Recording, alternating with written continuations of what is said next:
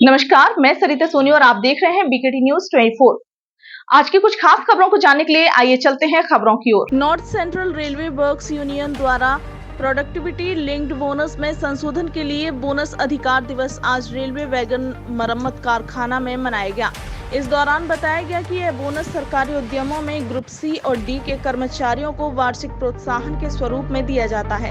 इसे लेकर आज north Central Railway Works Union द्वारा केंद्रीय अध्यक्ष आर.डी. शर्मा के नेतृत्व में रेलवे वैगन मरम्मत कारखाना के द्वार पर प्रदर्शन कर नारेबाजी की गई।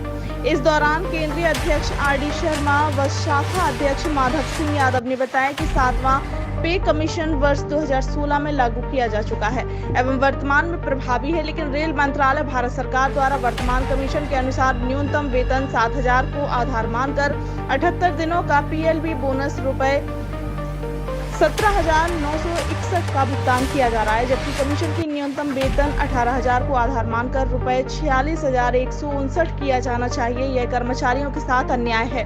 पूर्व में कोविड काल में कर्मचारियों का 18 माह का डीए को आज तक फ्रीज किया हुआ है, जिसका भुगतान भी आज तक नहीं किया गया।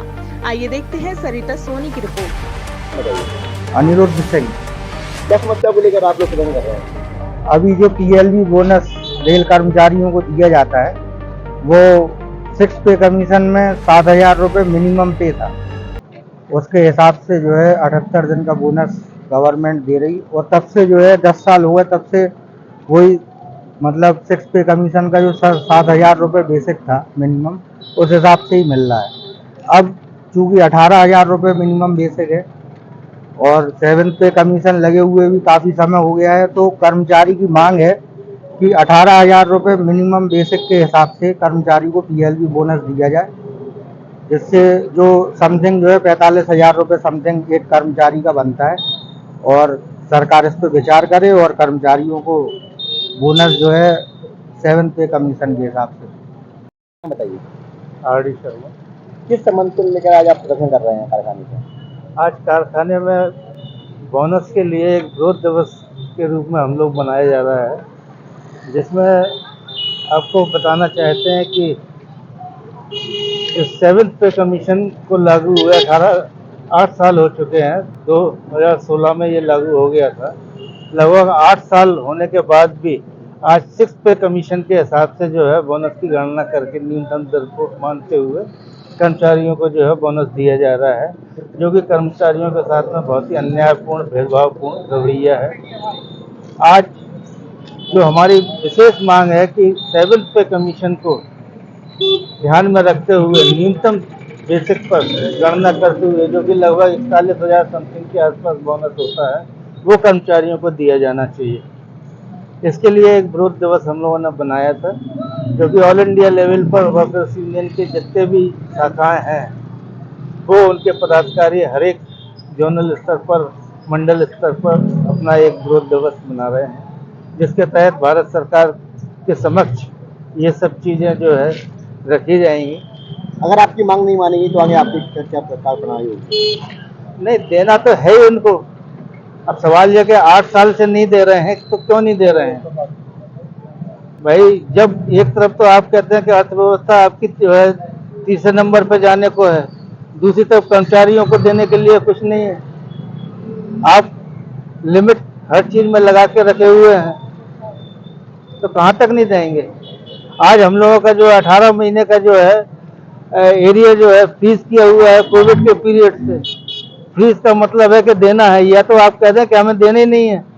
जब देना है तो आज 4 साल होने को आ रहे हैं, आखिर कब देंगे? कोविड के समय में जो रेलवे एम्प्लॉय के 1,000 रुपये लिया गया था, हम लोग तो हर एक अवसर पर जब आपदा आती है तो अंशदान देने के लिए तैयार रहते हैं और दिया भी जाता है। तो हम ही लोगों के साथ में ये कटौती क्यों की जाती है? इसमें हम आपको बताते चले कि जो दोनों मान्यता प्राप्त यूनियन और फेडरेशन है, उनकी बेरुखी से रेल कर्मचारी इस समय काफी आहत है। जो उनका मुख्य उद्देश्य होना चाहिए, रेल कर्मचारी के हितों की बात को रखना चाहिए भारत सरकार के सामने, आज मौन साधे हुए हैं। क्योंकि जब तक ये रिटायर्ड रेल कर्मचारी नेता रेल से बाहर नहीं होंगे, तब तक आम रेल कर्मचारियों की कोई सुनने वाला होगा नहीं। एनपीएस के कर्मचारी जो 2004 के बाद में भर्ती हुए हैं, उन्हें खुद अपनी आवाज बनकर नेता के रूप में भारत सरकार के सामने अपनी लड़ाई लड़नी पड़ेगी। आज मान्यता प्राप्त यूनियनें एक पारिवारिक और औद्योगिक रूप धारण कर चुकी हैं। उन्हें आम रेल कर्मचारियों से कोई लेना देना नहीं है। उनके परिवार अब यूनियन चलाने को जो है तैयार हो गए हैं।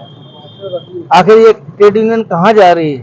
ट्रेड यूनियन का उद्देश्य ही खत्म हो गया है, अपने उद्देश्य से भटक गई है। जहां वो अपने परिवार को जो है रेल कर्मचारियों की गाड़ी खून कमाई का पैसा तनख्वाह के रूप में दे रहे हैं अपने बच्चों को, इससे शर्मनाक बात और क्या हो सकती है? आप ऐसी यूनियनों और फेडरेशन से क्या उम्मीद रखेंगे? तो मेरा नाम माधव सिंह यादव है, मैं शाखा अध्यक्ष हूँ NCRWU का। आज यहाँ PLB बोनस जो है हमारे रेलवे में, जो कि प्रोत्साहन बोनस के रूप में मिलता है, यही बोनस पे आज मान्यता प्राप्त यूनियनें जो हैं कई समय पहले चंदा लिया करती थी कर्मचारियों से। आज वो यूनियनें इस मुद्दे को जो बेसिक जो 7,000 रुपये में जो दिया जा रहा है, आज उसको हम लोग चाहते हैं कि 18,000 बेसिक पे करीब कम से कम 43,000 रुपये बोनस कर्मचारियों को मिलना चाहिए। जो कि आज मान्यता प्राप्त यूनियन है, 2 फेडरेशन है हमारे यहाँ पे, एंस यूनियन, NCRS यूनियन जो है। तो मैं यही चाहता हूँ कि वो मौन क्यों हैं, कर्मचारियों के साथ एक कुठाराघात क्यों हो रहा है। आज हमें तो ये लग रहा है कि उनकी जो गुब्बारा जो भरा हुआ था, आज उसमें से हवा निकल गई है। कर्मचारियों में विरोध है। अभी कुछ ही समय पहले जो NPS की जगह UPS लाया था, जो भी विरोध किया था रेलवे कर्मचारियों ने, राज्य कर्मचारियों ने।